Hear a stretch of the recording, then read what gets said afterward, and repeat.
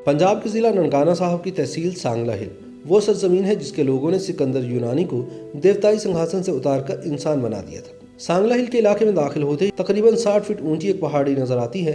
तारीखी अहमियत की हामिल इसी पहाड़ी की वजह से सांगला का नाम सांगला हिल रखा गया है। अशोका के अहद में इस इलाके को बड़ी अहमियत हासिल थी। पहाड़ के साथ झील और झील के साथ बुद्ध मत के पैरोकारों का बहुत बड़ा मरकज था। ये शहर बड़ा बारौनक था जिसके गिरदा गिर्द बुलंदो वाला फसील भी मौजूद थी। अब वो फसील तो बस एक किस्सा बनकर रह गई है, मगर यहाँ मौजूद तारीखी पहाड़ी तारीख के कई अनमिट वाकयात की तनहा गवाह है। हजरत ईसा अलैहिस्सलाम की पैदाइश से 623 साल पहले सिकंदर यूनानी ने ईरान के दारा आजम को तहवाला करते हुए यहाँ का रुख किया था।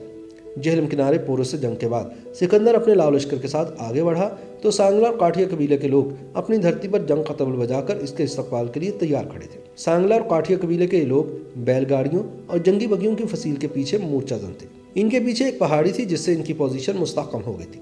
सिकंदर ने अपने हल्के हथियारों से लैस दस्ते फॉलोइंग्स को पेशकदमी का हुक्म दिया, मगर सांगला के बासियों ने इसी शिद्दत से जवाबी कार्रवाई करके उन्हें पसपा कर दिया। इसके बाद सिकंदर दोबारा से अपने भारी तोपखाने, मंजनीक और भारी हथियारों से हमलावर हुआ।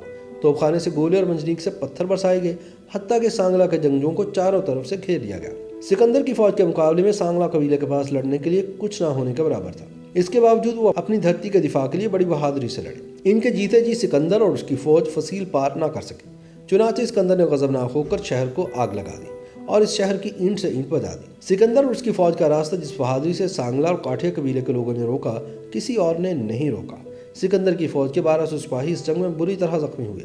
आखिर में जंग तो सिकंदर जीत गया, मगर उसकी फौज हौसला और हिम्मत हार गई। इस जंग के बाद सिकंदर किसी और से जंग करने के काबिल नहीं रहा और सांगला से सीधा वहां गया जहां से आया था। सिकंदर की मौत का मुअम्मा भी आज तक हल नहीं हो सका और ना ही उसकी कब्र का कोई निशान मौजूद है। मगर सांगला कबीले की पहाड़ी आज भी अपनी पूरी आन और शान के साथ वहीं खड़ी अपने कबीले की बहादुरी की गवाही दे रही है। इस खित्ते की तारीख पर नजर रखने वाले बताते हैं कि सांगला हिल और इसके गिरदोनवाह का इलाका कालीन बाफी की सनत और मिट्टी के बर्तन बनाने की वजह से दुनिया भर में मशहूर रहा है।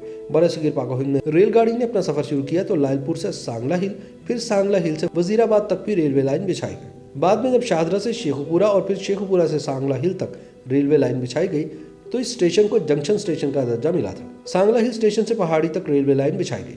वो रेलवे लाइन तो न जाने कहां चली गई, मगर सांगला की वो पहाड़ी अपनी पूरी आन और शान से कायम है। पहाड़ी का पत्थर रेल की पटरी पर डालने के काम आता था। इस पहाड़ी को मुकामी इंतजामिया ने अब तफरीही मुकाम में तब्दील कर दिया है। इसको देखने के लिए आने वाले लोगों के लिए एक खूबसूरत पार्क भी तामीर करवाया गया है। यहाँ कश्ती की सैर के लिए खूबसूरत तालाब भी बना हुआ है।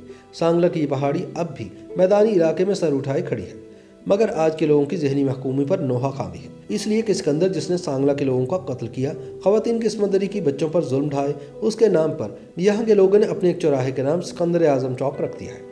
हक तो ये था कि अपने कबीले की बहादुरी की दास्तान अपनी आने वाली नस्लों के स्पुर्द की जाती, मगर सद अफसोस यादगार बनाई भी तो खुद को मफतूह बनाने वाले की।